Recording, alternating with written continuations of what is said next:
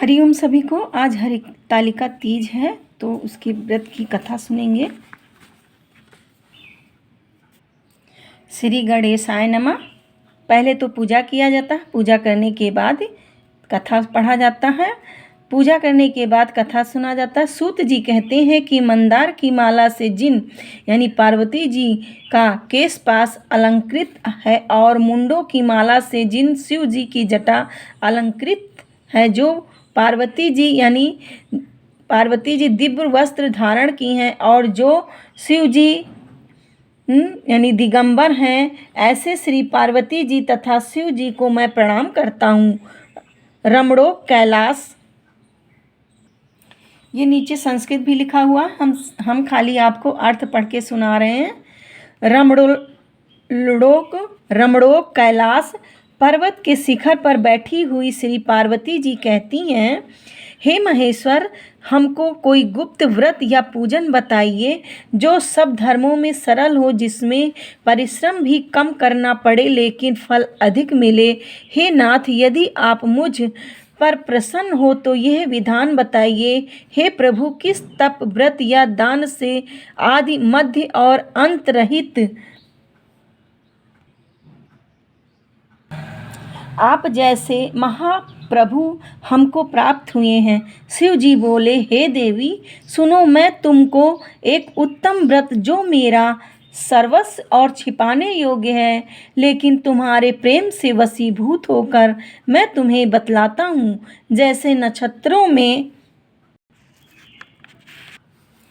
चंद्रमा, ग्रहों में सूर्य, वर्णों में ब्रह्मण, देवताओं में विष्णु भगवान, नदियों में गंगा, पुराणों में महाभारत, वेदों में सामवेद और इंद्रियों में मन श्रेष्ठ है। सब पुराण, वेद और स्मृतियों में जिस तरह कहा गया है, मैं तुम्हें एक प्राचीन व्रत बतलाता हूँ। तुम एकाग्र मन से सुनो। जिस व्रत के प्रभाव से तुमने मेरा आधा आसन प्राप्त किया है वो मैं तुमको बताऊंगा, क्योंकि तुम मेरी प्रेयसी हो। भाद्रपद मास में हस्त नक्षत्र से युक्त शुक्ल तृतीया तिथि को उसका अनुष्ठान मात्र करने से स्त्रियां सब पापों से मुक्त हो जाती हैं। हे देवी, तुमने आज के बहुत दिनों पहले हिमालय पर्वत पर इस महान व्रत को किया था, वह वृतांत मैं तुमसे कहूँगा। पार्वती ने पूछा, हे नाथ, मैंने क्यों यह व्रत किया था, यह सब आपके मुख से मैं सुनना चाहती हूँ। शिव जी कहते हैं कि भारतवर्ष के उत्तर की ओर एक बड़ा रमणीक और पर्वतों में श्रेष्ठ हिमवान नामक पर्वत है। उसके आसपास तरह तरह की भूमियाँ हैं, तरह तरह के वृक्ष उस पर लगे हुए हैं, नाना प्रकार के पक्षी और अनेक प्रकार के पशु उस पर निवास करते हैं। वहाँ पहुंचकर गंधर्वों के साथ बहुत से देवता, सिद्ध चारण और पदक्षिणा सर्वदा सिद्ध चारण और पक्षीगण सर्वदा प्रसन्न मन से विचरते हैं। वहाँ पहुंचकर गंधर्व गाते हैं और अप्सराएं नाचती हैं। उस पर्वतराज के कितने ही शिखर ऐसे हैं कि जिनमें स्फटिक, रत्न और वैदूर, मणि आदि की खानें भरी पड़ी हैं। यह पर्वत ऊंचा तो इतना अधिक है कि मित्र के घर की तरफ समझकर आकाश का स्पर्श किए रहता है। मित्र के घर की तरह समझकर आकाश का स्पर्श किए रहता है। उसके समस्त शिखर सदैव हिम से आच्छादित रहते हैं और गंगा की जलध्वनि सदा सुनाई देती रहती है। हे पार्वती, तुमने बाल्यकाल में उसी पर्वत पर तपस्या की थी। 12 वर्ष तक तुम उल्टी टंग कर केवल धुआं पी कर रही। 64 वर्ष तक सूखे पत्ते खाकर माघ मास में तुम जल में बैठी रहती और वैशाख की दोपहरिया में पंचाग्नि तापती थी। श्रावण के महीने में जल बरसता रहता तो तुम भूखी प्यासी रहकर मैदान में बैठी रहती थी। तुम्हारे पिता इस तरह के कष्ट सहन को देखकर बड़े दुखी हुए। वे इस चिंता में पड़ गए कि मैं अपनी कन्या किसको दूं। उसी समय नारद जी वहां आ पहुँचे। मुनि श्रेष्ठ नारद जी उस समय तुम्हें देखने को गए थे। नारद को देखकर गिरि ने अर्घ्य पाद आसन आदि देकर उनकी पूजा की और कहा, हे स्वामिन, आप किस लिए आए हैं? मेरा अहोभाग्य है, आपका आगमन मेरे लिए अच्छा है। नारद जी ने कहा, हे पर्वतराज सुनो, विष्णु भगवान का भेजा हुआ मैं आपके पास आया हूँ। आपको चाहिए कि अपना यह कन्या रत्न किसी योग्य वर को दें। भगवान विष्णु के समान योग्य वर ब्रह्मा, इंद्र और शिव इनमें से कोई भी नहीं है। इसलिए मैं यही कहूँगा कि आप अपनी कन्या भगवान विष्णु को ही देवें। हिमवान ने कहा, यदि भगवान विष्णु स्वयं मेरी कन्या ले रहे हैं और आप यह संदेश लेकर आए हैं तो मैं उन्हें अपनी कन्या दूंगा। हिमवान की इतनी बात सुनकर मुनिराज नारद आकाश में विलीन हो गए। वे पीतांबर, शंख चक्र और गदाधारी भगवान विष्णु के पास पहुँचे। वहाँ हाथ जोड़कर नारद जी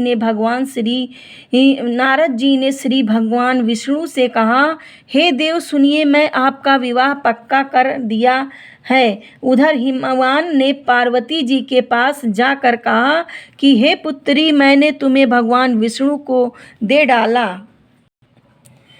तब पिता की बात सुनकर तुम बिना उत्तर दिए ही अपनी सखी के घर चली गई।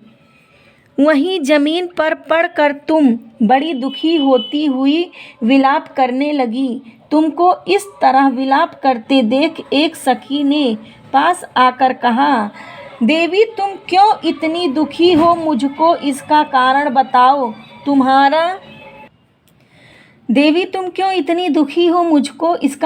बताओ। तुम्हारा जो कुछ अच्छा होगी मैं यथाशक्ति, तुम्हारी जो कुछ इच्छा होगी मैं यथाशक्ति उसको पूरा करने की चेष्टा करूंगी, इसमें कोई संशय नहीं है। पार्वती बोली, मेरी जो कुछ अभिलाषा है उसे तुम प्रेम पूर्वक सुनो। मैं एकमात्र शिव जी को अपना पति बनाना चाहती हूँ, इसमें कुछ संशय नहीं है। मेरे इस विचार को पिता ने ठुकरा दिया, इसमें मैं अपने शरीर को त्याग दूंगी। पार्वती की इस बात को सुनकर सखियों ने कहा कि शरीर का त्याग न कर चलो, किसी ऐसे वन को चले जहाँ पिता को पता न लगे। ऐसी सलाह कर तुम वैसे वन में जा पहुंची। उधर तुम्हारे पिता घर घर तुम्हें खोजने लगे। दूतों द्वारा भी खबर लेने लगे कि कौन देवता, दानव या किन्नर मेरी पुत्री को हर ले गया है। उन्होंने मन ही मन कहा कि मैं नारद जी के आगे प्रतिज्ञा कर चुका हूँ कि अपनी पुत्री भगवान विष्णु को दूंगा। ऐसा सोचते सोचते हिमवान मूर्छित हो गए। गिरिराज को मूर्छित देखकर सब लोग हाहाकार करते दौड़ पड़े। जब होश हुआ तो सब पूछने लगे कि गिरिराज आप अपनी मूर्छा का कारण बताइए। हिमवान ने कहा, आप लोग मेरे दुख का कारण सुने। न मालूम कौन मेरी कन्या को हर ले गया है। ऐसा नहीं हुआ तो किसी काले सांप ने काट लिया होगा या सिंह खा गए होंगे। हाय हाय, मेरी बेटी कहाँ गई? किस दुष्ट ने मेरी पुत्री को मार डाला? ऐसा कहकर वे वायु के झोंके से कांपते हुए वृक्ष के समान कांपने लगे। इसके बाद हिमवान तुम्हें वन खोजने लगे। वह वन भी सिंह है, भालू आदि हिंसक जंतुओं से बड़ा भयावना हो रहा था। तुम भी अपनी सखी के साथ उस भयानक वन में चलती एक ऐसे जगह जा पहुंची जहां एक नदी बह रही थी। उसके रमणीक तट पर एक बड़ी सी कंदरा थी। तुमने उसी कंदरा में आश्रय लिया और मेरी एक बालुकामयी प्रतिमा बनाकर अपनी सखी के साथ निराहार रहकर मेरी आराधना करने लगी। जब भाद्र पक्ष शुक्ल पक्ष की हस्तयुक्त तृतीया तिथि प्राप्त हुई तब तुमने मेरा विधिवत पूजन किया और रात भर जाग कर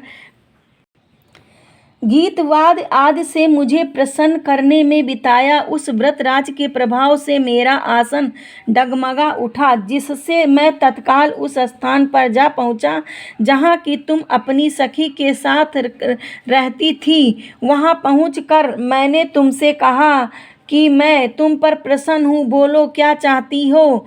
तुमने कहा कि मेरे देवता हैं, यदि आप मेरे ऊपर प्रसन्न हैं तो मेरे पति बने। मेरे तथास्तु कहकर कैलाश पर्वत पर वापस आने पर सुबह तुमने वह प्रतिमा नदी में प्रवाहित कर दी और सखी के साथ उस महाव्रत का पारण किया। हिमवान भी तब तक उस वन में खोजते आ पहुँचे। चारों दिशाओं में तुम्हारी खोज करते करते वह व्याकुल हो चुके थे, इसलिए तुम्हारे आश्रम के समीप पहुंचते ही वे गिर पड़े। थोड़ी देर बाद उन्होंने नदी के तट पर दो कन्याएं देखीं। देखते ही उन्होंने छाती से लगा लिया और विलक कर रोने लगे। फिर पूछा, पुत्री, तुम सिंह व्याघ्र आदि जंतुओं से भरे इस वन में क्यों आ पहुंची? पार्वती जी ने उत्तर दिया कि हे पिताजी, मैंने पहले ही अपने आप को शिव जी के हाथों सौंप दिया था। आपने मेरी बात टाल दी, इससे मैं यहाँ चली आई।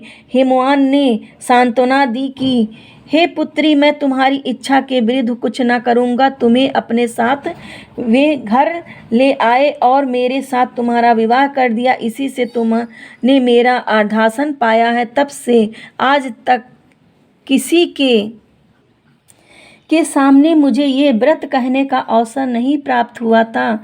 हे देवी, मैं यह बताता हूँ कि इस व्रत का हरतालिका नाम क्यों पड़ा। तुमको सखियाँ हर ले गई थीं, इसी से हरतालिका नाम पड़ा। इस पर पार्वती जी ने कहा, हे प्रभु, आपने नाम तो बताया, अब विधि भी बताइए। इसका क्या पुण्य है, क्या फल है, यह व्रत कौन करे। श्री शिव जी पार्वती जी से कहते हैं कि हे देवी, मैं स्त्री जाति की भलाई के लिए यह उत्तम व्रत बतलाता हूँ। जो स्त्री अपने सौभाग्य की रक्षा करना चाहती हो वह यत्न पूर्वक इस व्रत को करे। पहले कदली के खंभे आदि से सुशोभित एक सुंदर मंडप बनावे। उसमें रंग रंग के रेशमी कपड़ों के चंदवा लगवाकर चंदन आदि सुगंधित द्रव्यों से वह मंडप लिपावे। फिर शंख, मेरी, मृदंग आदि बजाते हुए बहुत से लोग एकत्रित होकर तरह तरह के मंगलाचार करते हुए उस मंडप में पार्वती तथा शिव जी की प्रतिमा स्थापित करें। रोज दिन भर उपवास कर बहुत से सुगंधित फूल, गंध और मनोहर धूप, नाना प्रकार के नैवेद्य आदि एकत्र कर मेरी पूजा करे और रात भर जागरण करे। ऊपर जो वस्तुएं गिनाई गई हैं उनके सिवाय नारियल, सुपारी, जमीरी, नींबू, लौंग, अनार, नारंगी आदि जो फल प्राप्त हो सके उन्हें इकट्ठा कर ले। उस ऋतु में जो फल तथा फूल मिल सके उन्हें विशेष करके रखे। फिर धूप दीपादि के द्वारा निम्नलिखित मंत्रों का उच्चारण करता हुआ पूजन करे। इसके बाद शिवाय शिव रूपड़े यहाँ से लेकर प्रसन्न भव पार्वती तक के मंत्रों का उच्चारण करे। इसका अर्थ इस प्रकार है, हे शिवे शिव रूपड़ी, हे मंगले, सब अर्थों को देने वाली, हे देवी, हे शिव रूपे आपको नमस्कार है। हे शिव रूपे आपको नमस्कार है। हे शिवे आपको सदा के लिए नमस्कार है। हे ब्रह्मरूपिणी आपको नमस्कार है, हे जगदात्री आपको नमस्कार है, हे सिंहवाहिनी संसार के भय से भयभीत मुक्त दीन की रक्षा करो। इस कामना की पूर्ति के लिए मैंने आपकी पूजा की है। हे पार्वती मुझे राज्य और सौभाग्य दो, मुझ पर प्रसन्न हो।